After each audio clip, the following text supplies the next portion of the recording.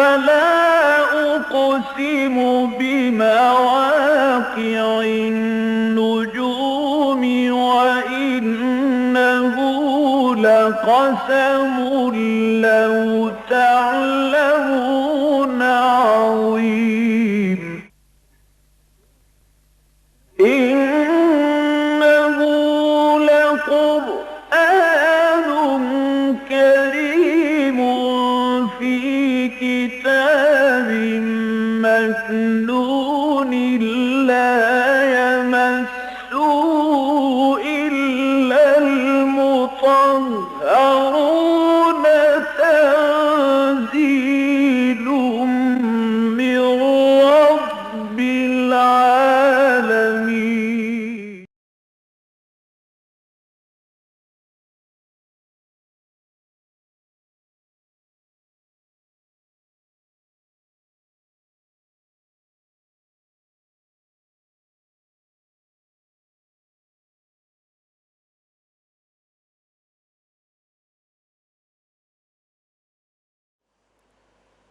بسم الله الرحمن الرحيم وهم ينهون عنه وينأون عنه وإن يهلكون إلا أنفسهم وما يشعرون ولو ترى إذ وقفوا على النار فقالوا يا ليتنا نرد ولا نكذب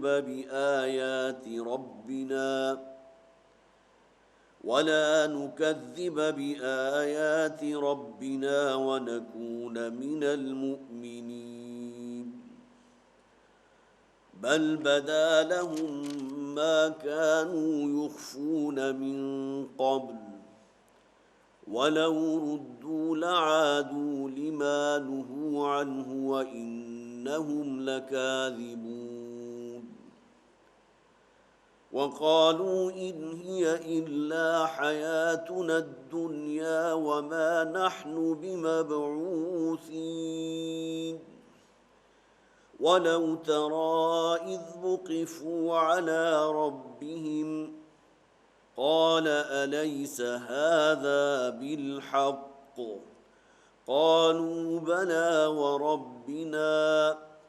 قال فذوقوا العذاب بما كنتم تكفرون قد خسر الذين كذبوا بلقاء الله حتى إذا جاءتهم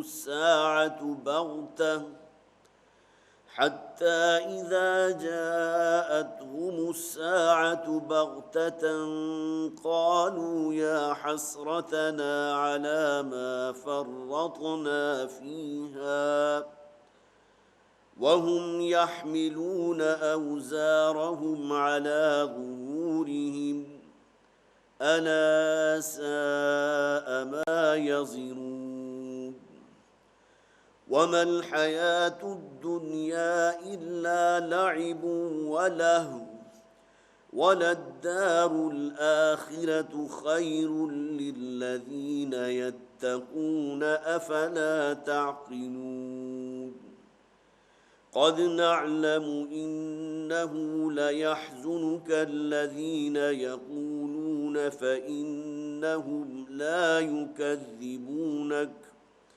فإنهم لا يكذبونك ولكن الظالمين بآيات الله يجحدون ولقد كذبت رسل من قبلك فصبروا على ما كذبوا وأوذوا حتى أتاهم نصرنا ولا مبدل لكلمات الله ولقد جاءك من نبأ المرسلين وإن كان كبر عليك إعراضهم فإن استطعت أن تبتغي نفقا في الأرض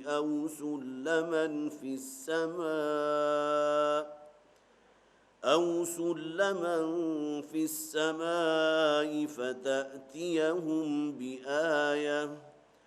ولو شاء الله لجمعهم على الهدى فلا تكونن من الجاهلين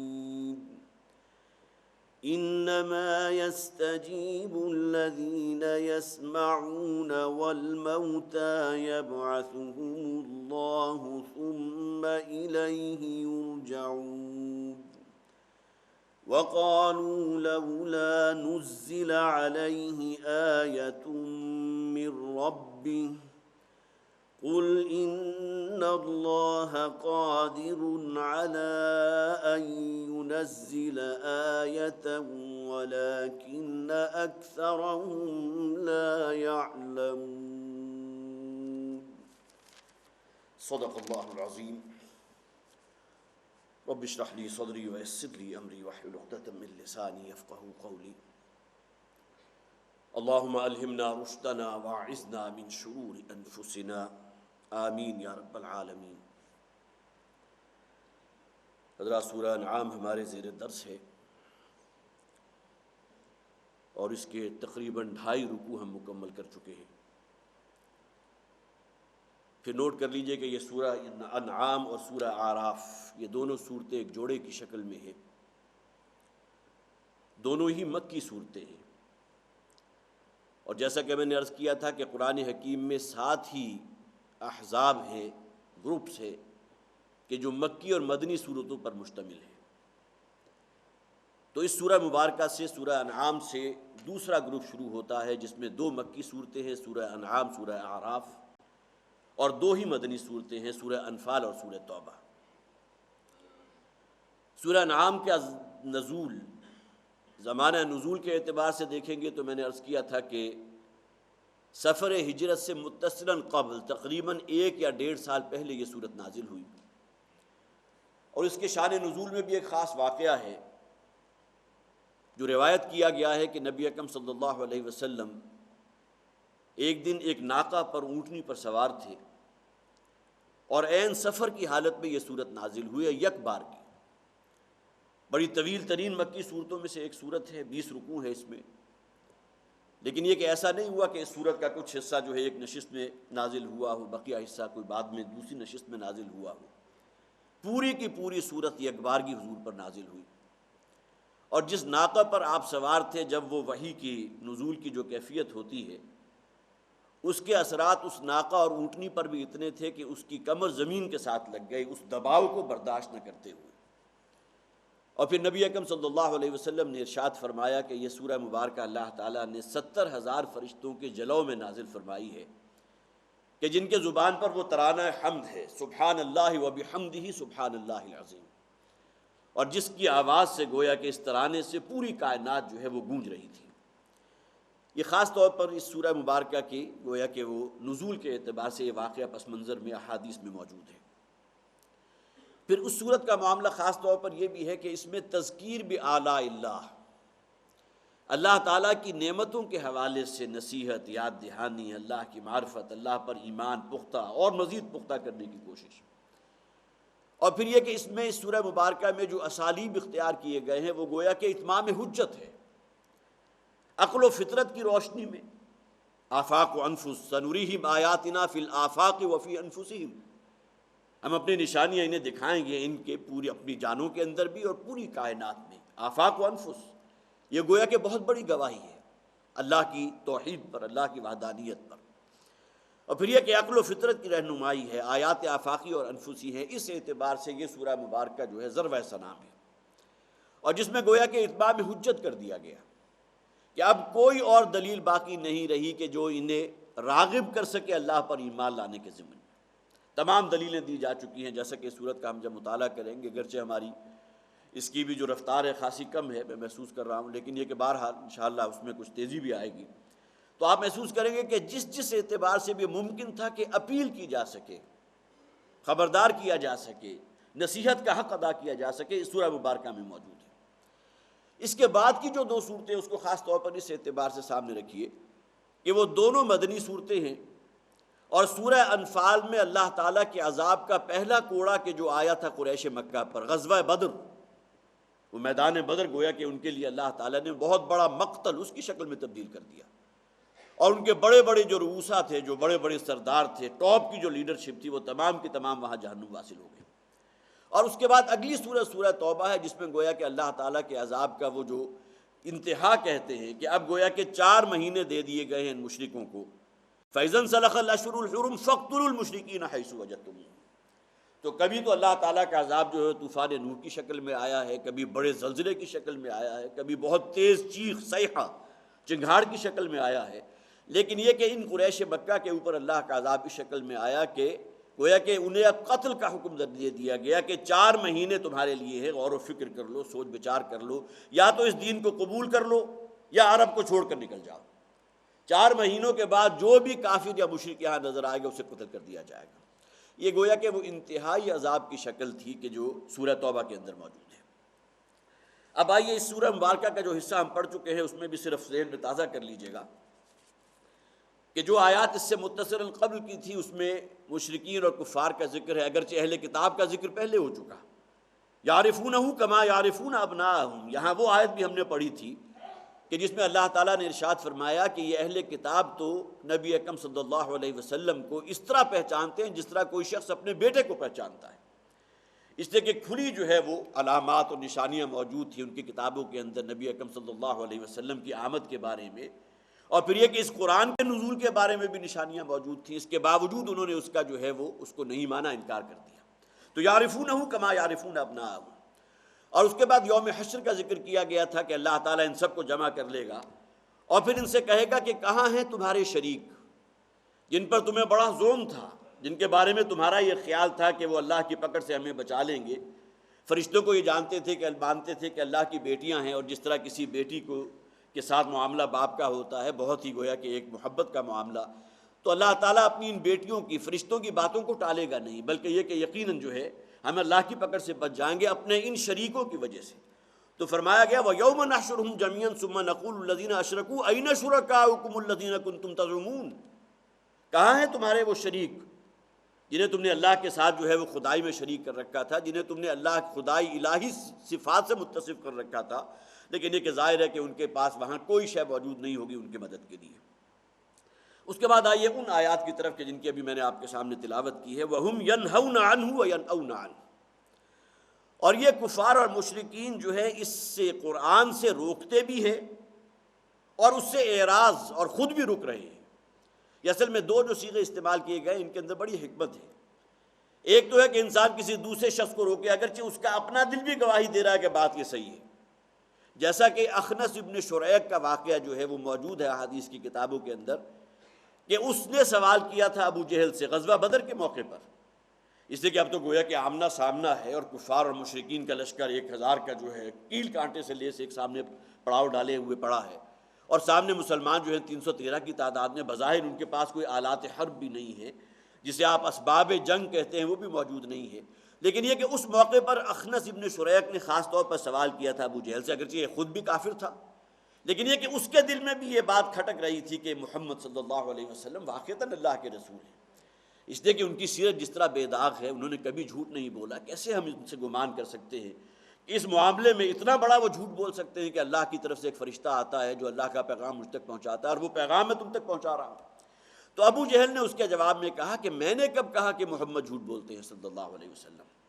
میں نے محمد کو نہیں جھٹلایا بلکہ میں اس چیز کو جھٹلا رہا ہوں جو لے کر آئے ہیں محمد صلی اللہ علیہ وسلم۔ لہٰذا جو آگے آیات آئیں گی اور جو ہم اس سے پہلے بھی پڑھ چکے، اس میں خاص طور پر اس بات کا ذکر کر دیا گیا کہ او کذب بآیاتہ، کہ انہوں نے اللہ کی آیات کی تکذیب کی ہے۔ گویا کہ اس میں ایک اعتبار سے بڑی تسلی اور تشفی بھی ہے کہ اے نبی صلی اللہ علیہ وسلم، یہ آپ کو نہیں جھٹلا رہے ہیں بلکہ یہ اللہ کو جھٹلا رہے ہیں، اللہ تعالیٰ کی آیات کی تکذیب کر رہے ہیں۔ وَهُمْ يَنْهَوْنَ عَنْهُ وَيَنْأَوْنَ عَنْهُ، یہ خود بھی روکتے ہیں لوگوں کو اس دین کے قبول کرنے سے، اس قرآن کی دعوت پر لبیک کہنے سے، وَيَنْأَوْنَ عَنْهُ، اور خود بھی اس سے بھاگتے ہیں، گویا کہ دوسروں کو بھی روک رہے ہیں اور خود بھی بھاگ رہے ہیں۔ وَإِن يُهْلِكُونَ إِلَّا أَنفُسَهُمْ وَمَا يَشْعُرُونَ، اور نہیں یہ ہلاک کر رہا ہے مگر اپنے ہی آپ کو۔ ظاہر ہے کہ ان کا یہ طرز عمل ان کی ہلاکت کے اوپر ایک مہر تصدیق سب کر رہا ہے۔ اپنے ہاتھوں خود اپنے آپ کو ہلاکت میں ڈالیں اور اس کا ان کا شعور بھی حاصل نہیں ہے۔ وَلَوْ تَرَىٰ إِذْ وُقِفُوا عَلَى النَّارِ فَقَالُوا يَا لَيْتَنَا، کاش کہ تم دیکھو اس وقت جب کہ انہیں جہنم کے دہانے پر کھڑا کر دیا جائے گا۔ اب وہ گویا کہ یوم حشر کا نقشہ کھینچ دیا گیا۔ اصحاب المشأمہ یا اصحاب المیمنہ، اصحاب المیمنہ تو وہ ہیں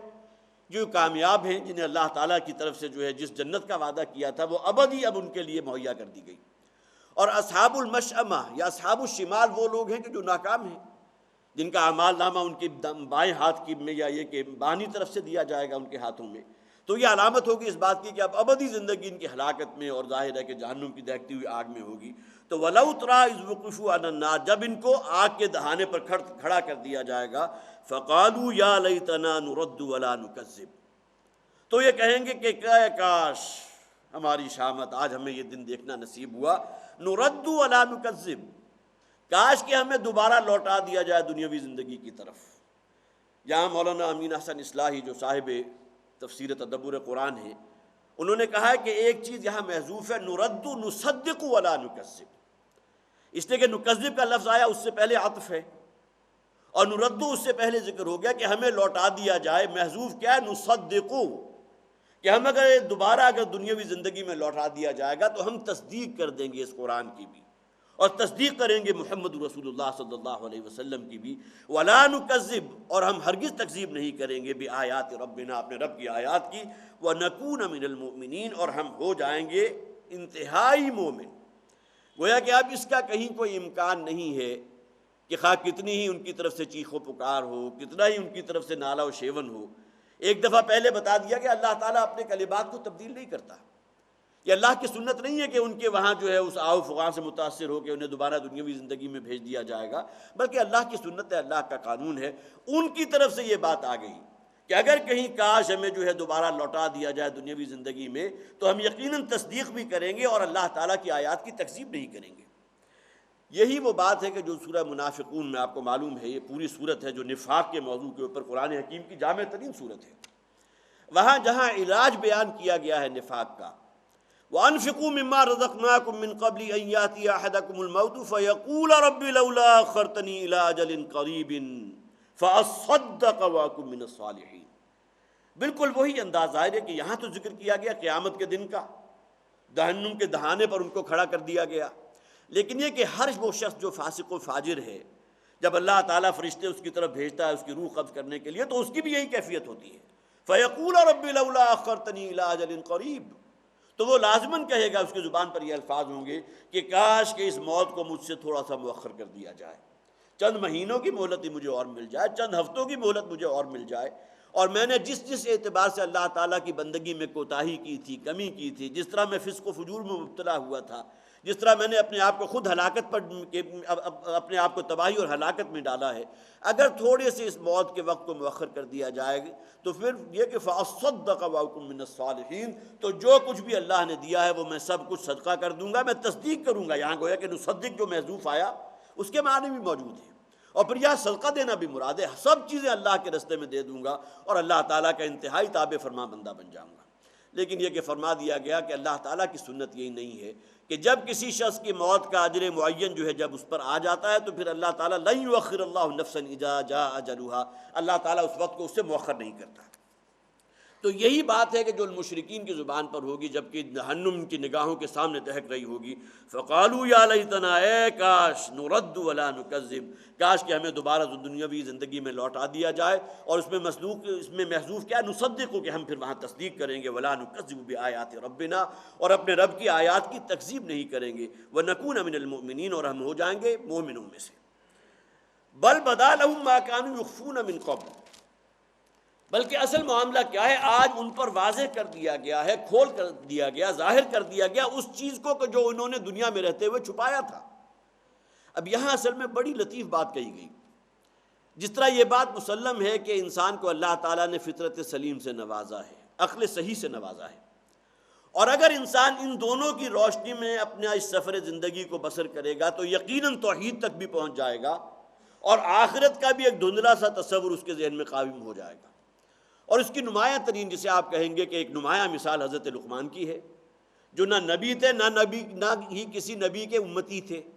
لیکن اس کے باوجود اپنی فطرت اور اللہ تعالیٰ نے جو عقل سلیم انہیں دی تھی اس کی روشنی میں توحید تک بھی پہنچے. لہٰذا پہلی نصیحت جو انہوں نے اپنے بیٹے کو کی تھی کیا تھی؟ یا بنی لا تشرک باللہ، اے میرے بیٹے اللہ کے ساتھ کسی کو شریک مت کرنا. اور اس کے بعد اسی عقل و فکر کی جو ہے وہ رہنمائی، اسی میں سفر آگے بڑھاتے ہوئے وہ اس مقام تک بھی پہنچ گیا کہ انہیں یقین ہو گیا کہ مرنے کے بعد کی زندگی ہے،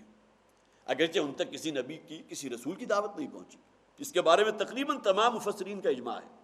انتہائی حکیم اور دانا انسان، گویا کہ ایک ایگزامپل جو قرآن دینا چاہتا ہے، جن کے نام سے ایک پوری سورت موجود ہے قرآن میں، سورہ لقمان،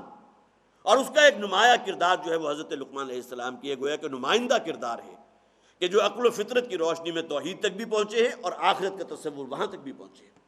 لہذا گویا کہ جہاں اللہ تعالیٰ نے انسان کی فطرت کے اندر ایک توحید کا، ایک خالق و مالک کی معرفت بھی رکھ دی ہے، وہی انسان اپنی اسی فطرت کی رہنمائی میں مزید اگر غور و خوض کرتا ہے تو اس کی فطرت رہنمائی کرتی ہے کہ یقیناً ایک بات کی زندگی ہونی چاہیے جہاں انسان کو اس دنیا میں کیے گئے تمام اعمال کی جزا یا سزا مل کر رہے. لہذا گویا کہ یہاں اشارہ کر دیا کہ اس سے پہلے جس فطرت کی گواہی کو یہ چھپاتے رہے تھے، اندر سے ان کا ضمیر جو ہے انہیں کاٹ رہا تھا، بار بار جو ہے توجہ دلا رہا تھا، اس لیے کہ محسوس کرتے تھے جب کسی شخص نے یہ دیکھا میں نے اتنا بڑا ظلم کیا ہے، اتنی بڑی زیادتی کی ہے، اتنے بڑے گناہ کا میں مرتکب ہوا ہوں، لیکن یہ کہ مجھ پر اس دنیا میں تو کوئی پکڑ آئی نہیں. انسان کے اندر وہ جو شے موجود ہے جسے میں کہہ رہا وہی نور معرفت ہے،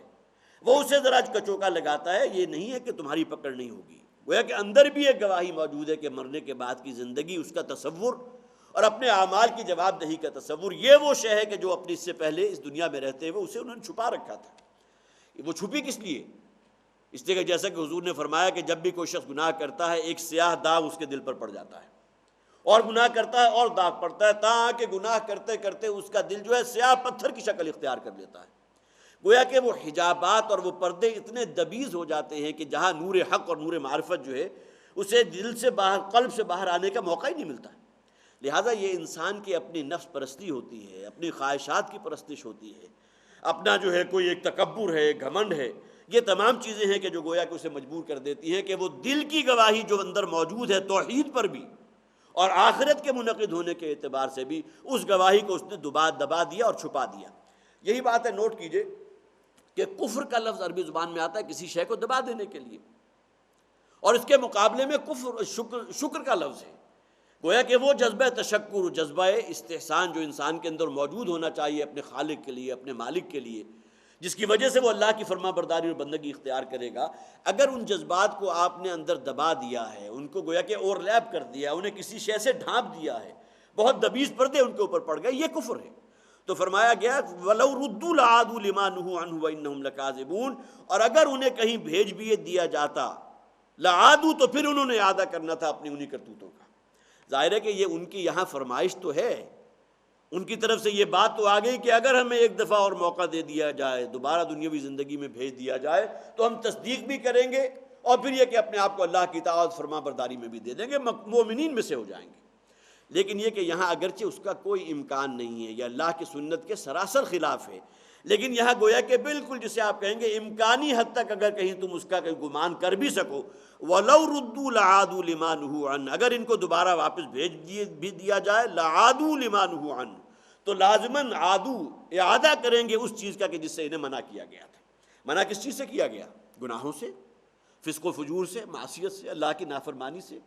وَلَا تَتَّبِعُوا خُطُوَاتِ الشَّيْطَانِ، شیطان کے نقش پا کی پیروی کرنے سے منع کیا گیا. یہی بات ہے کہ جو ایک بہت طویل حدیث ہے، بہت ہی پیاری حدیث، ظاہر ہے کہ وقت نہیں ہے کہ پوری حدیث کا میں متن آپ کے سامنے رکھوں، لیکن یہ کہ اس کے آخری الفاظ خاص طور پر نوٹ کروانا چاہتا ہوں، یقولون ما لا یفعلون ویفعلون ما لا یؤمرون. اس حدیث کا اصل خلاصہ یہ ہے کہ جب اللہ تعالیٰ کسی کی طرف اپنے رسولوں کو بھیجتا ہے، نبیوں کو بھیجتا ہے، تو بہت سے لوگ اس قوم میں سے ایسے ہوتے ہیں جو اس کے دست و بازو بن جاتے ہیں، جو گویا کہ اس ایمان اور فرما برداری کے تقاضوں کو ادا کرنے والے ہیں، اپنے آپ کو اللہ کے احکامات کے سامنے سرنڈر کرنے والے اہل ایمان میں سے. لیکن جب وہ رسول چلے جاتے ہیں، اللہ کی جناب پہنچ جاتے ہیں، دنیا سے رخصت ہو جاتے ہیں، تو بعد میں آنے والے فخلف من بعدہم خلوف، قرآن میں بھی کہا گیا اضاعوا الصلاۃ واتبعوا الشہوات، سب سے پہلے کیا کام کرتے ہیں کہ نمازوں کے بارے میں ان کی جو ہے مداہنت ہے، اعراض ہے، نمازوں کے بارے میں غفلت کا معاملہ کرتے ہیں، اور پھر اپنی خواہشات نفس کی پیروی میں لگ جاتے ہیں.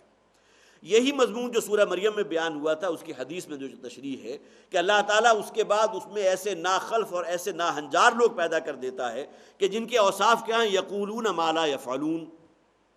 کہتے وہ ہیں جس پر عمل نہیں کرتے۔ گویا کہ قول و فعل کا تضاد جو منافقت میں درجہ اول کی شے ہے۔ کوئی شخص وہ بات کہے جس پر خود عمل نہ کر رہا ہو۔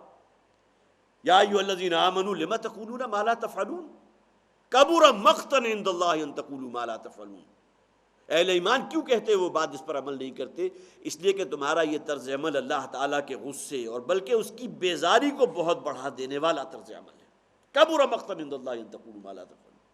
تو معلوم ہوا اس کا جو مظہر اول کیا ہوگا؟ قول و فعل کا تضاد ہوگا۔ منافقت کا آغاز تو یہاں سے ہو رہا ہے۔ تو یقولون ما لا یفعلون، کہتے وہ ہیں جس پر عمل نہیں کرتے، وَيَفْعَلُونَ مَا لَا يُؤْمَرُونَ، اور عمل ان چیزوں پر کرتے ہیں جن سے منع کر دیا گیا۔ وہی بات یہاں آئی، وَلَوْ رُدُّوا لَعَادُوا لِمَا نُهُوا عَنْهُ، اگر انہیں لوٹا بھی دیا گیا دوبارہ دنیاوی زندگی میں، اعمال کی ایک دوبارہ مہلت دے دی گئی، لَعَادُوا لِمَا نُهُوا عَنْهُ، وہ لازماً اعادہ کریں گے انہی چیزوں کا جن سے انہیں منع کیا گیا تھا۔ وَإِنَّهُمْ لَكَاذِبُونَ، اور اپنے اس قول میں یہ جھوٹے ہیں۔ آج تو بہت ہی فہمائشی انداز میں اور بہت ہی گڑ گڑا کر یہ کہہ رہے ہیں کہ اے پروردگار ہمیں ایک موقع اور دے دے، تھوڑے عرصے کے لیے ہمیں دوبارہ دنیاوی زندگی میں بھیج دے۔ اور واقعہ یہ کہ یہ طرز عمل ہے۔ کسی شخص کے اوپر کوئی مصیبت آ گئی، پریشانی آ گئی، کسی بہت بڑے حادثے میں مبتلا ہو گیا، کوئی ایسی بیماری اس پر آ گئی کہ جس کی اب لا علاج ہے، ڈاکٹروں کی طرف سے بھی گویا کہ وہ کہہ دیا گیا کہ اب تو اللہ ہی سے دعا کرو۔ اب وہ جو وعدے کرے گا، جو عہد و پیمان کرے گا اللہ تعالیٰ سے، اور جس طرح اپنی جو تخلیے میں بھی، اور پھر یہ کہ مسجد میں بھی گیا تو فضلو دعائیں عریض، بڑے طویل سجدے ہو رہے ہیں، بڑی لمبی چوڑی دعائیں ہو رہی ہیں، بڑے عہد و پیمان ہو رہے ہیں اللہ سے۔ وہ کس بنیاد پر؟ کہ اللہ مجھے اس مصیبت سے نجات دلا دے، یہ جو بیماری مجھے آ گئی کسی طرح مجھے اس سے شفا عطا فرما دے،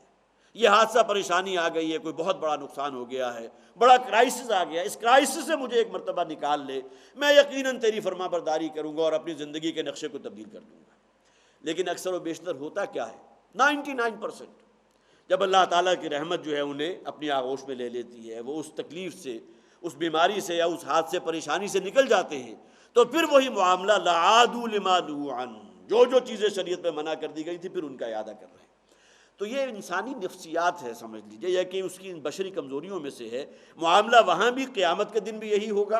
اور پھر ہر شخص کا معاملہ کہ جب اس پر موت کی طرف موت کے فرشتے اس پر مسلط کر دیے جائیں گے تو ہر شخص کا معاملہ یہی ہوگا۔ وَقَالُوا إِنْ هِيَ إِلَّا حَيَاتُنَا الدُّنْيَا نَمُوتُ وَنَحْيَا، اور وہ کہتے ہیں کہ یہ دنیا کی زندگی نہیں ہے سوائے اس کے، إِنْ هِيَ إِلَّا حَيَاتُنَا الدُّنْيَا وَمَا نَحْنُ بِمَبْعُوثِينَ، نہیں ہے یہ دنیا کی زندگی، گویا کہ آگے محذوف یہ ہے جو کچھ بھی ہے یہی ہے، اس کے علاوہ کسی اور زندگی کو ہم ماننے کے لیے تیار نہیں ہیں۔ یہ مضمون قرآن حکیم میں 3 مقامات پر ہے۔ ایک مقام تو یہ سورہ انعام کا،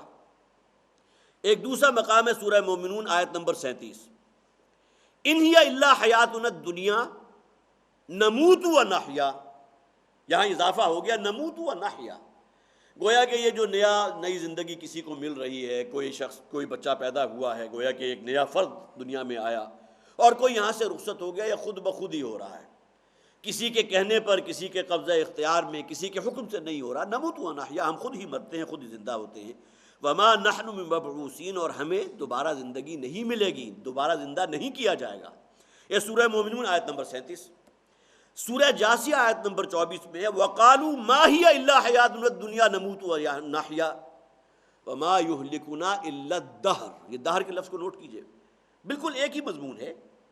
کہ دنیا کی زندگی سوائے اس کے کچھ نہیں کہ ہم خود ہی مر رہے ہیں، خود ہی جی رہے ہیں۔ یہ فلک کج رفتار ہے، کچھ حادثے ہیں، کچھ اور ستاروں کی کروٹ ہے، ستاروں کی چال ہے، کسی اور اعتبار سے کوئی شے ہو گئی، لیکن یہ کہ ہم کسی ایسے قادر مطلق کو ماننے کو تیار نہیں ہے کہ جس کے حکم سے سب کچھ ہو رہا ہو۔ جبکہ قرآن تو ایمان کے بنیادی تقاضوں میں سے جو شے بیان کرتا ہے، ما اصاب من مصیبت الا باذن اللہ، کوئی شے واقع نہیں ہو سکتی جب تک کہ اللہ کا اذن نہ ہو۔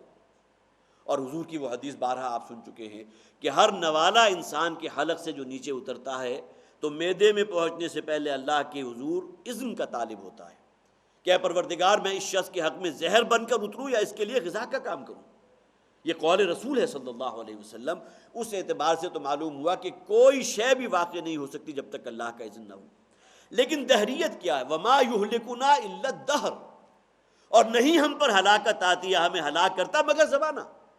یہ زمانہ ہی ہے، اس کی کچھ چالیں ہیں، کچھ اس کی کروٹیں ہیں، کچھ یہ ستاروں کی چالیں ہیں جس کی وجہ سے ہمارے اوپر کوئی پریشانی، کوئی حادثہ، کوئی اس طرح کی چیزیں آ گئیں. باقی یہ کہ ہم کسی ہستی کے ماننے والے نہیں ہیں کہ جس کے سامنے ہمیں پھر جواب دہی کرنی ہوگی.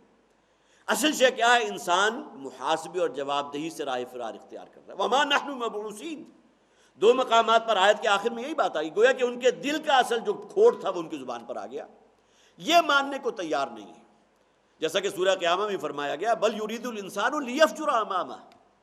انسان تو چاہتا ہے فسق و فجور کی زندگی جو اس نے اپنا لی ہے اس میں کوئی تبدیلی پیدا نہ کرے. اگر اس کی معاش میں حرام شامل ہو گیا اسے چھوڑنے کو تیار نہیں.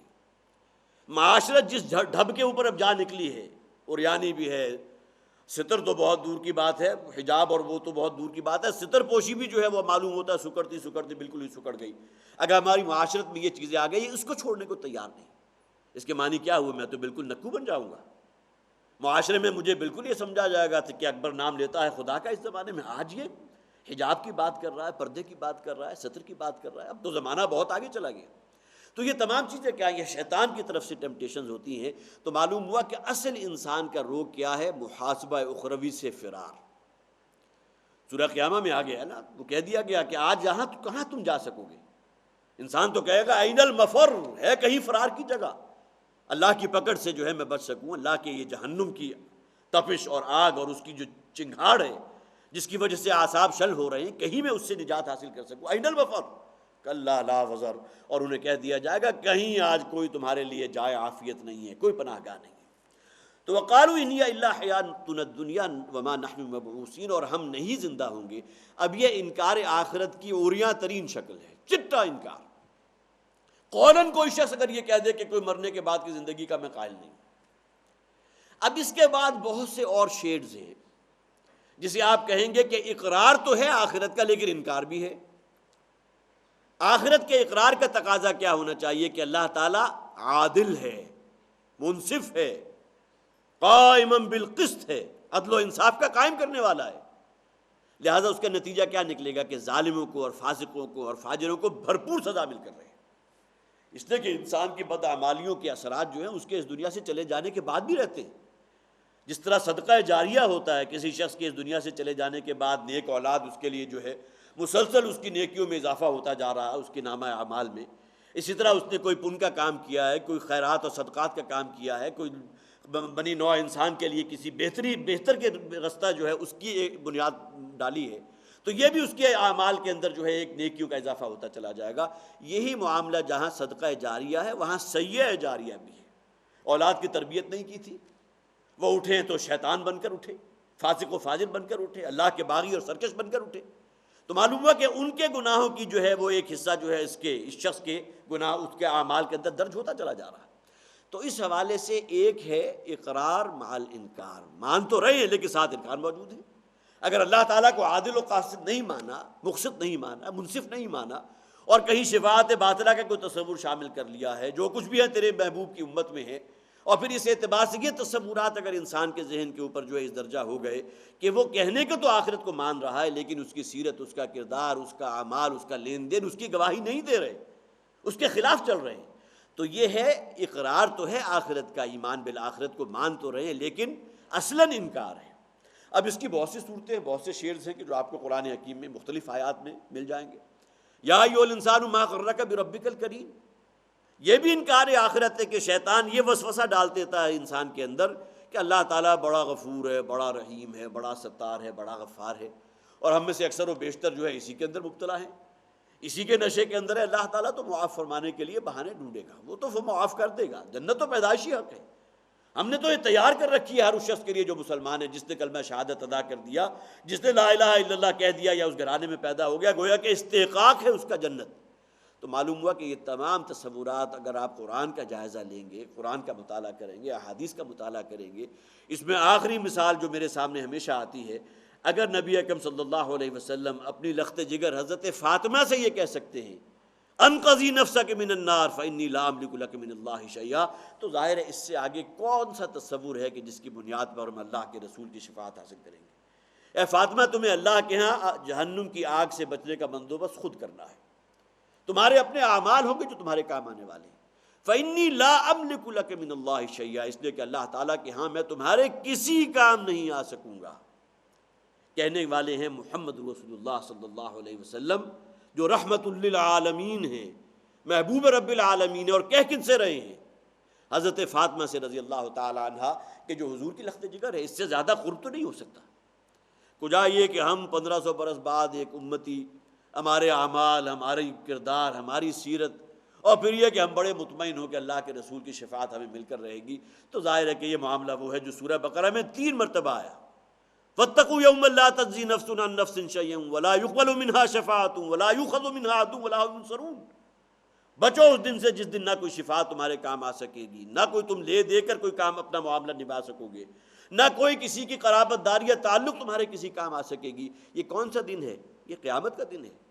یوم حشر ہے، جس کے بارے میں ہمارے عام طور پر تصورات یہ ہیں، اور بلکہ اس میں تو اس حد تک بھی باتیں جو ہیں مواعظین کی طرف سے کہی گئی ہیں کہ اللہ کے رسول جو ہیں اللہ تعالیٰ کو باتوں میں لگا دیں گے اور ان سے باتوں میں مصروف ہوں گے، اور پیچھے امت کو اشارہ کریں گے کہ نکل جاؤ اور جنت میں پہنچ جاؤ۔ اب یہ تصور اگر دیا گیا قوم کو، اور قوم اسی میں جو ہے وہ حال مست بھی ہے اور کھال مست بھی ہے، تو ظاہر ہے کہ پھر یہ معاملہ جو ہے اصلاً قصور ان لوگوں کا بھی ہے کہ جو لوگوں کے اندر ان تصورات کو پنپنے میں مدد دے رہے ہیں۔ تو وَقَالُوا إِنْ هِيَ إِلَّا حَيَاتُنَا الدُّنْيَا وَمَا نَحْنُ بِمَبْعُوثِينَ، ان کا یہ قول ہے کہ نہیں ہے سوائے اس دنیا کی زندگی کے کوئی اور زندگی، وَمَا نَحْنُ بِمَبْعُوثِينَ، اور ہمیں زندہ نہیں ہونا۔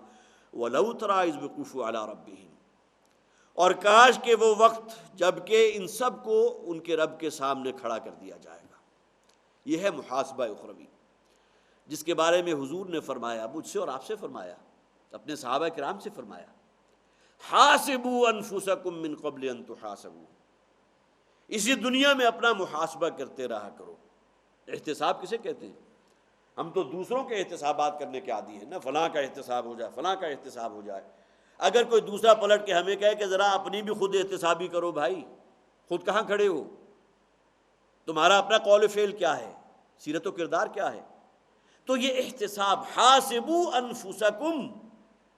اپنا احتساب، اپنا حساب کتاب خود کرتے رہا کرو، من قبل ان تحاسبوا، اس سے پہلے کہ تمہارا جبراً وہ حساب لیا جائے۔ وہ تو حساب دینا ہی دینا ہے، خواہی نہ خواہی وہ حساب ہو کر رہے گا۔ وَلَوْ تَرَىٰ إِذْ وُقِفُوا عَلَىٰ رَبِّهِمْ، کاش کہ تم دیکھو، اور ظاہر ہے مخاطب ہر شخص ہے، اگرچہ واحد کا صیغہ ہے، نبی اکرم صلی اللہ علیہ وسلم مخاطب ہیں، جب کہ انہیں کھڑا کر دیا جائے گا ان کے رب کے سامنے، قَالَ أَلَيْسَ هَٰذَا بِالْحَقِّ، اور انہیں کہا جائے گا، اللہ تعالیٰ فرمائے گا کہ کیا یہ حق ہے یا نہیں؟ آج تو تمہاری نگاہیں بڑی تیز ہو گئیں، جہنم کی چگھاڑ بھی تم سن رہے ہو، اس کی جو ہے وہ آگ، اس کے شعلے بھڑکتے ہوئے تم اپنی نگاہوں سے دیکھ رہے ہو۔ کیا آج بھی تم سمجھتے ہو یہ خواب ہے، بے سروپا باتیں ہیں؟ یہ تو محمد جو ہے معاذ اللہ ثم معاذ اللہ صلی اللہ علیہ وسلم، یہ تو کوئی کاہنوں جیسی باتیں کر رہے ہیں۔ ہیہات لما توعدون، محاسبہ ہوگا، آخرت ہوگی، مرنے کے بعد کی زندگی ہوگی، یہ کیسی انہونی بات۔ عاص بن وائل ایک شخص تھا بدبخت، وہی مکہ کا رہنے والا، وہ ایک مرتبہ کہیں قبرستان سے گزر رہا تھا، اس کی نگاہ پڑی ایک ہڈی کے اوپر۔ ظاہر انسان کا جسم جو ہے وہ گوشت پوش اس کی ہڈیوں پر تعمیر ہوا نا، گوشت پوش جو ہے وہ تو کہیں گل سڑ گیا، زمین میں جب جذب ہو گیا، وہ ہڈی کافی عرصے تک لائیو رہتی ہے، لیکن بالآخر وہ بھی بھربھری ہو کر ختم ہو جاتی ہے، مٹی میں مل کر مٹی بن جاتی ہے۔ تو بھربھری اور بوسیدہ سی ہڈی لے کر آیا، اور ظاہر ہے کہ بڑی پلاننگ کر کے حضور کے پاس گیا، اور حضور اس وقت ایک مجلس میں بیٹھے ہوئے تھے، وہ تمام کو جو ہے وہ پھلانتا ہوا پہنچا حضور کے سامنے، اور وہ ہڈی جو ہے حضور کی آنکھوں کے سامنے لہرا کر، اور ذرا سا اس نے جھٹکا بھی دیا تو وہ بھربھرا کر جو ہے وہ بالکل بھربھری بوسیدہ سی ہڈی تھی، وہ ریزہ ریزہ ہو گئی۔ تو اس کو حضور کے سامنے لہرا کر کہنے لگا کہ محمد صلی اللہ علیہ وسلم، کیا تمہارا خیال ہے کہ تمہارا رب اس پر قادر ہے کہ اس ہڈی والے کو دوبارہ زندہ کر دے؟ یہ کیسی بات کر رہے ہو تم؟ وہی بات، ہیہات لما توعدون، یہ انہونی بات ہے، ناقابل عمل بات ہے، ناقابل گمان بات ہے کہ میں دوبارہ زندہ کر دیا جائے۔ تو یہاں فرمایا گیا، قال الیس ھذا بالحق، کیا اسے تم خواب سمجھتے ہو؟ جس طرح خواب میں بھی، اگرچہ خواب میں بھی آپ کو معلوم ہے، بعض اوقات انسانوں کی اور میری اور آپ کو بھی اکثر تجربہ ہوا ہوگا کہ ایسی کیفیت ہو جاتی ہے گویا کہ خواب نہیں ہے، اور ہم باقاعدہ اپنے آپ کو چٹکی بھر کے، یا کہ کوئی شخص جو ہے دانتوں سے کاٹ کر کہ اگر تو پین کا احساس ہو رہا ہے تو پھر وہ محسوس کرے گا کہ ہاں واقعتاً میں اس وقت خواب میں تھا، لیکن یہ کہ وہ محسوس کرتا ہے کہ شاید عالم دنیا میں وہ خود موجود ہے، اس کا پورا جسم جو ہے پسینے سے شرابور ہو چکا ہے، اس کے دل کی دھڑکن بہت تیز ہو گئی، اور بہت سے ایسے لوگ ہیں جو اسی حالت میں ڈیتھ ہو جاتی ہے جن کی وہ ممکن ہے اسی وجہ سے ہوتی ہو، کوئی ایسا خوفناک انہوں نے خواب دیکھا جس کی وجہ سے انہیں ہارٹ اٹیک ہو گیا، اور جب اٹھے تو گھر والے اٹھانے کے لیے گئے، انہیں ہلایا، معلوم ہوا کہ یہ شخص تو ہے وہ تو معلوم ہوتا ہے کئی گھنٹے پہلے اس کی موت واقع ہو چکی تھی۔ تو یہ کیفیت انسان کی خواب کی حالت میں بھی ہو جاتی ہے۔ لیکن یہاں فرمایا گیا الیس ھذا بالحق، کیا یہ بھی خواب ہے جو تمہارے سامنے ہے؟ کیا یہ حق نہیں ہے؟ قالوا بلا، وہ کہیں گے کیوں نہیں، وربنا، اور ہمیں اپنے رب کی قسم ہے۔ اب معلوم ہوا کہ دنیا میں جس رب کو ماننے کو تیار نہیں تھے، جس کے عدل و قسط کو ماننے کو تیار نہیں تھے، جس آخرت کے انعقاد کے بارے میں سوچنے کو تیار نہیں تھے، اس وقت جو ہے وہ چیخ اٹھیں گے قالوا بلا وربنا، کیوں نہیں ہے پروردگار اور ہمارے رب کی قسم، یہ حق ہے، اس سے بڑھ کر حق کیا ہوگا؟ اب وہ تمام باتیں انہیں یاد آ جائیں گی جو کہا تھا محمد نے صلی اللہ علیہ وسلم، لیکن اس کے باوجود ہم نے جس طرح ٹارچر کیا ہے، جس طرح انہیں عذاب دیا، ان لوگوں کو تعذیب میں مبتلا کیا، دنیوی عذاب تھا نا، ایک جہنم کا عذاب ہے، جہنم کی جو ہے دہکتی ہوئی آگ جس میں انسان کو جلایا جائے گا، ایک دنیوی عذاب تھا جو خباب بن ارت رضی اللہ تعالیٰ عنہ کو شخص نے دیا کہ دہکتے ہوئے انگاروں کے اوپر انہیں لٹا دیا، اور اسی کی وجہ سے جو ہے ان کا پورا جسم، ان کی کھال جو ہے وہ بھی جل گئی، بھسم ہو گئے، اور ظاہر ہے کہ وہ اللہ نے زندگی دی ہوئی تھی لہٰذا بچ گئے، لیکن یہ کہ اپنی تئی تو اس نے پوری کوشش کی تھی۔ تو یہ جو تعظیم دنیاوی تھی، یہ تمام یہ چیزیں ان کے اندر گویا کہ ایک ریل فلم جو ہے ان کے ذہنوں میں چلنے لگی، قالوا بلا وربنا، ہمیں ہمارے رب کی قسم ہے یہ حق ہے، قال فذوقوا العذاب بما کنتم تکفرون، تو پھر اللہ تعالیٰ کی طرف سے کہا جائے گا، اللہ کہے گا کہ اب اس عذاب کا مزہ چکھو اپنے کفر کی وجہ سے۔ ظاہر ہے یہ تمہارے لیے کوئی نئی بات نہیں ہے، یہ تمام چیزیں تمہیں پہلے بتا دی گئی تھیں، ہاں یہ کہ ان تمام چیزوں کو تم نے اپنے وہ جو بڑے دبیز حجابات اور جو غلاف تمہارے اوپر آ گئے تھے، اپنی نفس پرستی کی وجہ سے، فسق و فجور کی وجہ سے، شیطان کے خطوات، اس کے نقش قدم کی پیروی کی وجہ سے، اس کی وجہ سے وہ تمام حقائق جو تھے وہ دبے ہوئے تھے، آج ہر شے تمہارے سامنے ہے۔ قد خسر الذین کذبوا بلقاء اللہ، یقیناً ہلاکت میں مبتلا ہو گئے، تباہی اور بربادی سے دوچار ہوا ہے وہ لوگ کہ جنہوں نے اللہ کی ملاقات کا انکار کیا تھا۔ کیا دیکھیں بڑا پیارا انداز ہے، اللہ سے ملاقات، یہ مقام سورہ عنکبوت جو ہے اس میں بھی یہ انداز 2-3 مرتبہ آیا ہے، لقاء اللہ، اللہ کی ملاقات۔ اے نبی کہہ دیجئے وہ لوگ جو امیدوار ہیں اللہ سے ملاقات کے تو ان کے لیے خوشخبری ہے، ان کے لیے جنت کا وعدہ ہے۔ معلوم ہوا کہ یہ ملاقات تو ہونی ہی ہونی ہے، خواہی نہ خواہی، تم نے اس کو ہی تکذیب کی تھی، اس کو جھٹلایا تھا، کذبوا بلقاء اللہ، اور یہ ملاقات جو ہے کوئی شرف ملاقات حاصل کرنے کے لیے تو نہیں ہے نا، جس طرح کوئی شخص جاتا ہے کسی ولی اللہ سے ملنے کے لیے یا کسی اور انتہائی عابد و زاہد شخص سے ملنے کے لیے، اور وہ جاتا ہے اس کے ہاتھ پکڑتا ہے، اسے چومتا ہے، آنکھوں سے لگاتا ہے اپنی عقیدت کی وجہ سے، اور پھر بعد میں کہہ سکتا ہے کہ میں نے فلاں بزرگ سے جو ہے ملاقات کی تھی، شرف ملاقات مجھے حاصل ہوا ہے، مجھے شرف صحبت حاصل ہوا ہے، میں کچھ دیر ان کے پاس بیٹھا تھا۔ اللہ تعالیٰ سے ملاقات صرف شرف حاصل کرنے کے لیے تو نہیں ہے نا، یہاں اصل میں استعارہ کس شے کی طرف ہے؟ حساب کتاب، یوم الجزا، یوم الدین۔ تم نے انکار کیا تھا آخرت کا، تم نے انکار کیا تھا محاسبے کا، تم نے انکار کیا تھا یوم الدین، جزا و سزا کے دن کا انکار کرنے والے تم تھے۔ قد خسر الذین کذبوا بلقاء اللہ، یقیناً تباہی اور ہلاکت سے دوچار ہو گئے وہ لوگ جنہوں نے اللہ سے ملاقات کا انکار کیا تھا، جزا و سزا کا انکار کیا تھا۔ حتی اذا جاءتہم الساعۃ بغتۃ، یہاں تک کہ جب وہ قیامت ان پر اچانک آن پہنچی، یہاں بغتہ کے لفظ کو نوٹ کیجیے، اچانک، لیکن ظاہر ہے کہ ہر شخص کے اوپر وہ الساعہ یا القیامت تو اچانک نہیں آتی۔ جو شخص آج سے 5000 برس پہلے اس دنیا سے اٹھ گیا، اس کے لیے قیامت کیا شے تھی؟ اس کی موت تھی، وہ اچانک ہے، ناگہانی ہے، کوئی شخص گارنٹی نہیں دے سکتا اپنی زندگی کی کہ کب تک اسے وہ مہلت عمر ہے، وہ وقت معین جب آ جائے گا تو پھر تو کوئی طاقت اسے نہ کوئی تقدیم کر سکتی ہے نہ تاخیر کر سکتی ہے۔ لہٰذا بغتہ کے لفظ یا تو قرآن میں آتا ہے اس عذاب کے لیے جو اچانک ان کے اوپر آ جاتا ہے، اللہ تعالیٰ نے کسی قوم کی طرف اپنے رسول کو بھیجا، رسول نے دعوت کو رد کر دیا، اتمام حجت قائم ہو گئی اس قوم کے اوپر، صرف گویا کہ وہی چند لوگ جو رسول وقت پر ایمان لائے تھے اور خود رسول وہ بچا لیے گئے، باقی اللہ تعالیٰ کی طرف سے خواہ وہ چنگھار تھی، خواہ صیحہ تھی، خواہ بہت بڑا زلزلہ تھا، خواہ یہ کہ خسف تھا، زمین کو دھسا دیا گیا، یہ تمام کچھ جو اللہ کے عذاب آئے ہیں وہ بغتتاً اچانک آ گئے ان کے اوپر۔ یا وہ الساعہ ہے جو آئے گی، الساعۃ بغتتاً جو یہاں آ گیا، وہ قیامت اچانک آ جائے گی۔ اگرچہ قرب قیامت کی بہت سی علامات ہیں، نشانیاں ہیں جن کا ذکر آپ کو حدیث میں بکثرت مل جائے گا۔ اور تیسری چیز جو ناگہانی اور جو اچانک آنے والی ہے وہ انسان کی موت ہے۔ اگرچہ قرآن حکیم اپنی تفسیر خود بھی کرتا ہے، القرآن یفسر بعضہ بعضا، لیکن اس کے باوجود محمد رسول اللہ صلی اللہ علیہ وسلم کے فرامین جو ہیں وہ بھی قرآن حکیم کی تفسیر و تبیین کرتے ہیں۔ لہذا حضور نے گویا کہ اس بات کو کھول دیا کہ ہر شخص کی قیامت اس کے سر پر اس کی موت کی شکل میں معلق ہے، وہ اس پر اچانک آئے گی۔ من مات فقط قامت قیامت، یہ الفاظ ہیں حضور کے صلی اللہ علیہ وسلم۔ جس شخص پر موت وارد کر دی گئی، جو مر گیا، اس کی قیامت تو شروع ہو گئی۔ یہ وہ بغتہ کا لفظ ہے، اذا جاءتهم الساعة بغتۃ،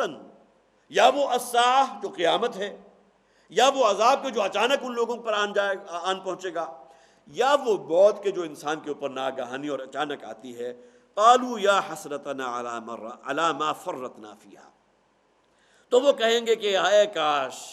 اے حسرت، واہ حسرتا، یہ الفاظ ہیں گویا کہ انسان انتہائی حسرت کی، یاس، شدید مایوسی، فرسٹریشن کی حالت میں الفاظ، یا حسرتا، کس شے پر؟ علی ما فرطنا فیہا، ہماری اس کوتاہی کے ضمن میں حسرت کہ جو ہم سے اس آخرت کا یہ جو انعقاد ہونے والا تھا، یہ جو قیامت کا دن تھا، اس کے بارے میں ہم نے جو کوتاہی کی تھی، اس کے لیے شایان شان ہم نے تیاری نہیں کی۔ اور اس میں اگر ہم آج کے مسلمانوں کو شامل کریں تو ہم مانتے تو تھے کہ آخرت ہوگی، محاسبہ ہوگا، اللہ کے حضور کھڑا کیا جائے گا، لیکن اس کے لیے جو تیاری کی جانی چاہیے تھی، جو سعی و جہد کرنی چاہیے تھی، جو اپنی سیرت و کردار میں اور اپنے اعمال کے اندر جو ایک نفاست اور آگے سے آگے بڑھنے والا معاملہ ہونا چاہیے تھا، جیسا کہ حضور نے فرمایا جس شخص کا آج گزشتہ کل سے بہتر نہیں ہے وہ خسارے میں ہے۔ اس لیے کہ اگر کوئی شخص کسی مقام پر پہنچ کر مطمئن ہو جائے تو وہی دن اس کا زوال کا دن ہے، وہاں سے اس کو پھر ریورس گیئر لگ جائے گا۔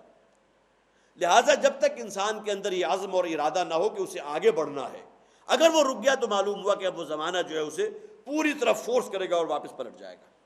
تو یہ وہ تیاری ہے کہ جو انسان کو کرنی چاہیے اس یوم الحساب کو پیش نظر رکھتے ہوئے۔ تو یا حسرتنا علی ما فرطنا فیہا، ہائے افسوس، ہائے حسرت کہ ہم نے وہ کوتاہی کی تھے، فیہا، یہ ہا کی ضمیر کس طرف ہے؟ یہ اس قیامت کی طرف ہے، الساعہ، یہ جو یوم القیامہ ہے، یوم الدین ہے، اس کے شایان شان جو تیاری کی جانی چاہیے تھی، جو ہمیں اعمال صالحہ کرنے تھے، جس طرح ہمیں اپنے آپ کو اللہ کی بندگی اور اللہ کی غلامی بھی دینا چاہیے تھا، اس حق کو ہم نے ادا نہیں کیا۔ وَهُمْ يَحْمِلُونَ أَوْزَارَهُمْ عَلَى ظُهُورِهِمْ، اور وہ اپنے وزن، اپنے بوجھ اپنی پیٹھوں پر لادے ہوئے ہوں گے۔ یہ اوزار جو ہے وزر کی جمع ہے، اور وزر کہتے ہیں بوجھ کو۔ یہ کون سا بوجھ ہے؟ بداعمالیوں کا بوجھ، گناہوں کا بوجھ۔ اور یہ لفظ قرآن حکیم میں یہ اصطلاح کئی مقامات پر آئی۔ ایک جگہ تو گویا کہ 3 مرتبہ یہی مادہ استعمال ہوا، لا تزر وازرۃ وزر اخری۔ قیامت کا ذکر کیا گیا کہ اس دن کوئی جان کسی دوسری جان کے بوجھ کو نہیں اٹھائے گی، ہر شخص کو اپنے گناہوں کا بوجھ خود اٹھانا ہے۔ کلہم آتیہ یوم القیامت فردا، ہر شخص کو جواب دہی کرنی ہے تو اپنی انفرادی حیثیت میں کرنی ہے۔ یہ نہیں پوچھا جائے گا کہ تم کس نسل سے تھے، کس خاندان سے تھے، سادات میں سے تھے یا ہاشمیوں میں سے تھے، یا کسی اور خانوادے میں تمہاری پیدائش ہو گئی تھی، تمہارے آباء و اجداد کیا تھے، ان میں سے کوئی شے تمہارے کام آنے والی نہیں۔ کلہم آتیہ یوم القیامت فردا، انفرادی حیثیت میں ہر شخص سے جواب دہی ہوگی۔ تو یہ معاملہ یہاں ہے، وزر، اوزار، اپنے ہی گناہ، لا تزر وازرۃ وزر اخری، کوئی جان کسی دوسرے کے جان کے بوجھ کو شیئر نہیں کر سکے گی۔ اور یہ وہ بڑا ناصحانہ انداز تھا کہ جو اس دور میں، سورہ عنکبوت چونکہ اس دور میں نازل ہوئی کہ جب پرسیکیوشن بھی اپنی انتہا کو پہنچی ہوئی تھی، تقریباً یہ سمجھیے سن 8 یا سن 9 نبوی کا دور ہوگا اس کے نزول کا، اور بہت سے نوجوان جو حضور پر ایمان لا چکے تھے ان کو بڑے ہی ناصحانہ انداز میں بزرگ اپنے پاس بلا کر بڑی جو ہے وہ میٹھی میٹھی باتیں، بہت ہی ہمیں تو تم سے بڑی توقعات تھی، تم تو بڑے ذہین تھے اور ہمیں یقین تھا کہ تم اپنے خاندان کا نام روشن کرو گے، ذہانت اور فطانت تمہاری پیشانی سے آیا تھی، یہ تم کس شخص کے پیچھے پڑ گئے ہو؟ محمد پر ایمان لے آئے صلی اللہ علیہ وسلم۔ اپنے تمام وہ خاندانی روایات ان کو اوپر جو ہے تم نے خط نصب پھیر دیا۔ یہ تمام جو ایک واعظانہ انداز تھا، اور اس سے بڑھ کر یہ کہتے تھے اچھا چلو ہم گارنٹی دیتے ہیں کہ اگر تم یہ سمجھتے ہو کہ ہمارا آبائی دین غلط تھا اور اس دین میں رہنا کوئی گناہ ہے تو ہم گارنٹی دیتے ہیں کہ اس قیامت کے دن ہم تمہارے اس گناہ کا بوجھ بھی خود اٹھا لیں گے۔ یہ کون سا گناہ کہ تم اپنے واپس آبائی دین میں پلٹ آؤ۔ اب یہ انداز بھی بڑا ناسیانہ انداز تھا۔ بہت سے ایسی جذباتی واقعات بھی ہیں۔ ہمنا ہے کہ جو والدہ تھی حضرت سعد بن ابی وقاص رضی اللہ تعالیٰ عنہ کے، نوجوان صحابی، ٹین ایجر، حضور پر ایمان لے آئے، انتہائی سعادت مند، اور ظاہر ہے کہ جو سعید اور سعادت مند نوجوان ہوگا اس کے دل میں اپنے والدین کی جو محبت ہوگی، اور جس طرح ایک سعادت مندی کا معاملہ ہوگا، ان کی حق تلفی نہ ہو، ان پر ظلم نہ ہو، ان کے جو بھی احکامات ہیں، جو بھی جائز احکامات ہیں، ان پر عمل پیرا ہونا چاہیے۔ تو والدہ نے جو ہے وہ اپنے لیے طے کر لیا کہ میں نہ کچھ کھاؤں گی، نہ پیوں گی، نہ اپنی کمر بستر سے لگاؤں گی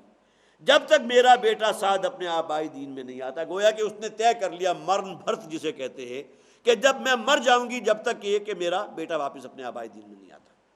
اب ظاہر ہے کہ جو پریشانی لاحق ہوئی ہوگی حضرت سعد بن ابی وقاص رضی اللہ تعالیٰ عنہ کو، شدید پریشانی اور شدید خلجان کی حالت میں، ایک طرف والدہ کے حقوق ہیں، والدہ سے محبت بھی ہر درجے کی ہے، اور پھر یہ کہ دوسری طرف دین کا حکم ہے، والدہ مجبور کر رہی ہے اسی مشرکانہ دین کو دوبارہ اڈاپٹ کرنے کے لیے۔ حضور کی خدمت میں پہنچے، اور عین اس لمحے سورہ عنکبوت کی وہ آیات نازل ہوئی۔ مفسرین کا تقریباً اس پر اجماع ہے کہ جس میں کہا گیا کہ اگر تمہارے والدین وَإِن جَاهَدَاكَ لِتُشْرِكَ بِي مَا لَيْسَ لَكَ بِهِ عِلْمٌ فَلَا تُطِعْهُمَا، اگر والدین تمہیں مجبور کرے شرک پر تو اس معاملے میں اپنے والدین کی اطاعت نہیں کرو گے۔ گویا کہ ہر معاملے میں والدین کا کہنا مانو، لیکن اگر گناہ کی طرف ترغیب دے رہے ہیں، گناہ کا حکم دے رہے ہیں، شرک میں دوبارہ ملوث ہونے کے لیے کوشش کر رہے ہیں، وَإِن جَاهَدَاكَ، یہ نوٹ کیجئے، جہاد کا لفظ ہے۔ یہ جہاد کون کر رہے ہیں؟ والدین کر رہے ہیں، لیکن یہ جہاد فی الاسلام نہیں ہے، جہاد فی الطاغوت ہے۔ اپنے اس آبائی جو بت پرستی والا دین تھا اس کے حق میں جہاد کر رہے ہیں، اور اپنے بیٹے کو جو ہے پورا زور لگا رہے ہیں، جس میں جذباتی اپیل بھی شامل ہے اور ناصحانہ مشورہ بھی شامل ہے۔ وہ شفقت بھرا انداز بھی ہے کہ تمہارے گناہوں کا بوجھ بھی ہم اٹھا لیں گے، ہم گارنٹی دیتے ہیں، اگر تم چاہتے ہو تو اسٹیمپ پیپر پر ہم پر لگوا لو اور وہاں جا کر پیش کر دینا اللہ کے سامنے کہ ہم نے ان کے اس گناہ کا بوجھ اپنے کاندھوں پر لیا، کہ ہم نے انہیں مجبور کیا تھا اپنے آبائی دین میں واپس پلٹنے کے لیے۔ وہی یہ جذباتی انداز بھی اختیار کیا گیا کہ والدہ نے جو ہے وہ طے کر لیا، مر جاؤں گی جب تک واپس ساتھ اپنے دین میں واپس نہیں آتا۔ تو گویا کہ جہاں تک معاملہ والدین کا، ان کے حقوق کی ادائیگی ہے، ان کی عزت ہے، احترام ہے، ان کی فرما برداری ہے، ایک دائرے کے اندر جہاں معاملہ گناہ کا آ جائے گا، جہاں معاملہ شرک کا آ جائے گا، جہاں کسی حرام کام میں ملوث کی جانے کے لیے تاکید اور اس کے لیے زور لگایا جائے گا، تو فلا تطعہما، وہاں گویا کہ اللہ کا حکم ہے، جس نے والدین کو بھی پیدا کیا، جس نے تمہیں بھی پیدا کیا، اور والدین کے لیے حقوق ہے وہ بھی اس نے متعین کیے ہیں، لہٰذا اس میں ایکسیپشن اور استثناء اللہ تعالیٰ کی طرف سے دے دیا گیا۔ فلا تطعہما، تو ان کا کہنا مت مانو۔ تو معلوم ہوا اس اعتبار سے بھی بڑا انداز ان کا تھا کہ ہم تمہارے گناہوں کا بوجھ بھی اٹھا لیں گے۔ تو فرمایا گیا وَهُمْ يَحْمِلُونَ أَوْزَارَهُمْ عَلَىٰ ظُهُورِهِمْ، وہ اپنے ان گناہوں کا بوجھ اپنے پیٹھوں کے اوپر لادے ہوئے ہوں گے۔ أَلَا سَاءَ مَا يَزِرُونَ، بہت ہی برا بوجھ ہے کہ جو آج انہیں اٹھایا گیا ہے۔ ظاہر ہے کہ اس سے بڑا برا بوجھ کیا ہو سکتا ہے کہ انسان ان بوجھوں کی وجہ سے، اس ثقل کی وجہ سے، گناہوں کی پوٹ جو اس کے پیٹھ کے اوپر لدی ہوئی ہے، اس کی بنیاد پر انسان کی اب ابدی زندگی جس کا کوئی اینڈ نہیں ہے، جو ہمیشہ ہمیشہ کی زندگی ہے، اور پھر وہ ٹھکانہ جو جہنم ہے، جہاں کی آگ، اس کی تپش، اس کی تمازت، اس آگ کو اپنے ہاتھوں جو ہے انسانوں کی سلگائی ہوئی آگ پر قیاس نہ کرنا۔ نار اللہ الموقدہ، یہ اللہ کی دھڑکائی ہوئی، اللہ کی بھڑکائی ہوئی آگ ہے کہ جو انسانوں کے دلوں تک پہنچ جائے گی۔ وہ صرف کھانوں کو بھسم نہیں کرے گی بلکہ اس کی پہنچ دلوں تک ہوگی۔ وَهُمْ يَحْمِلُونَ أَوْزَارَهُمْ عَلَىٰ ظُهُورِهِمْ أَلَا سَاءَ مَا يَزِرُونَ، یقیناً یہ بہت ہی برا بوجھ ہے جو ان سے اٹھوایا گیا۔ وَمَا الْحَيَاةُ الدُّنْيَا إِلَّا لَعِبٌ وَلَهْوٌ، اب یہ دنیا کی زندگی ہے نا کہ جو اصل میں پاؤں کی بیڑی بن جاتی ہے۔ تم اپنے خالق اور مالک کی نافرمانی کرتے ہو، اس کا شکر ادا کرنے کی بجائے ناشکری کرتے ہو، کفران نعمت کرتے ہو، اس کی شریعت اور اس کے حلال حرام کی تمیز کو تم نے پسے پش ڈال دیا، شریعت کو پاؤں تلے روند رہے ہو، کس بنیاد پر؟ اس دنیا نے تمہیں دھوکے میں مبتلا کر دیا۔ اول تو زندگی کی گارنٹی کوئی نہیں، 40 برس ہیں، 50 برس ہیں، 60 برس ہیں، یا 30-32 برس ہی ہیں، لیکن یہ کہ جب تک موت نہیں آتی انسان اپنے آپ کو موت سے بہت دور سمجھتا ہے، بہت بعید ہے، بہت دور ہے۔ لیکن وہی بات جو ہم نے پڑھی، جب وہ بغتتاً آتی ہے، اچانک آتی ہے، تو پھر انسان کے وہم گمان میں بھی نہیں ہوتا۔ اسی دنیا کی رنگینیاں ہیں کہ جس نے تمہیں گویا کہ آخرت کے انکار تک بھی پہنچایا، اور آج یہاں جو تمہارا انجام ہو رہا ہے، وَمَا الْحَيَاةُ الدُّنْيَا إِلَّا لَعِبٌ وَلَهْوٌ، یہ دنیا کی زندگی تو سوائے کھیل کود اور تماشے کو کچھ نہیں. یہ تو گویا کہ جس طرح ایک ڈرامہ ہوتا ہے جس میں کسی کو بادشاہ بنا دیا گیا، کسی کو اردری بنا دیا گیا، اور صرف وہ جو ڈائریکٹر ہے اس کے ایک حکم کے اوپر وہ بادشاہ بن گیا اور دوسرے حکم کے اوپر اس نے تمام لبادہ اتار کر پھینکا اور واپس جسے کہا جاتا ہے اپنی اصل پر آ گیا. یہ دنیا تو اس سے زیادہ کچھ نہیں. اور ہم اپنی آنکھوں دیکھتے ہیں کہ کل کے جو تھے بادشاہ آج کا لاش ہے. کبھی انہوں نے سوچا تھا؟ جو دوسروں کو دینے والے تھے، حالیہ زلزلہ اس کا ذرا قیاس کیجئے. ہزاروں میں تعداد ایسے لوگوں کی تھی کہ جو دوسروں کو دینے والے تھے، جن کے اپنے دروازے سے بھی کوئی سوالی کبھی جو ہے وہ خالی ہاتھ نہیں گیا. لیکن یہ کہ اس کے بعد وہ خود جو ہے در در کے سوالی ہو گئے. جو پوری کے پورے ایسٹس تھے، جو گھر بنایا تھا، جو گھر کے اندر موجود تھا، اگر کوئی ساز و سامان تھا، کوئی سونا تھا، کوئی شے تھی، بہت سے لوگ تو اس وجہ سے وہاں سے نہیں گئے کہ انہیں معلوم تھا کہ ہماری تو دنیا کل کے کل اس ملبے کے نیچے ہے. فلاں پوٹلی کے اندر ہم نے ہمارا جو ہے کوئی اتنا سونا پڑا ہوا تھا، 10 تولے سونا بڑی محنت سے جمع کر کے پیسے جمع کر کے سونا میں نے خرید کے رکھا ہوا تھا، وہ اب کہیں دھنس چکا ہے، وہ جب تک باہر نہیں نکلے گا میں اس جگہ کو کیسے چھوڑوں. تو گویا کہ وہی بات کہ ان کی نگاہوں کے سامنے میری دنیا لٹ رہی تھی اور میں خاموش تھا. انسان کیا کر سکتا ہے؟ تو یہ دنیا ہے کہ جو انسان کو دھوکے میں ڈالتی ہے. وَمَا الْحَيَاةُ الدُّنْيَا إِلَّا لَعِبٌ وَلَهْوٌ. یہ دنیا اپنے ظاہر کے اعتبار سے سوائے کھیل تماشے کے کچھ نہیں. وَلَلدَّارُ الْآخِرَةُ خَيْرٌ لِّلَّذِينَ يَتَّقُونَ فَلَا تَعْقِلُونَ. اصل خیر اور اصل انجام کار کے اعتبار سے بہترین انجام تو ہے آخرت کا. لیکن کن لوگوں کے لیے؟ لِلَّذِينَ يَتَّقُونَ. یہاں ایک شرط جو ہے بڑی کڑی شرط ہے. صرف انہی لوگوں کے لیے خیر ہے، اچھا انجام ہے، وہ ان کی عقبہ اور ان کا انجام بہتر ہوگا جو یتقون ہیں، جو اللہ کا تقوی اختیار کرنے والے ہیں، اپنے آپ کو اللہ کی فرما برداری میں دینے والے ہیں، حرام و حلال کی تمیز کو برقرار رکھنے والے ہیں، جنہوں نے اس دنیا کو مؤخر رکھا، آخرت کو ترجیح دی. یہ ہے اصل میں اہل تقوی. افلا تعقلون. تو کیوں عقل سے کام نہیں لیتے؟ ذرا اپنے جو ہے خانہ نہان دل جو ہے اس کو ذرا ٹٹولو. اندر تمہارے اللہ موجود ہے، اللہ کی معرفت موجود ہے،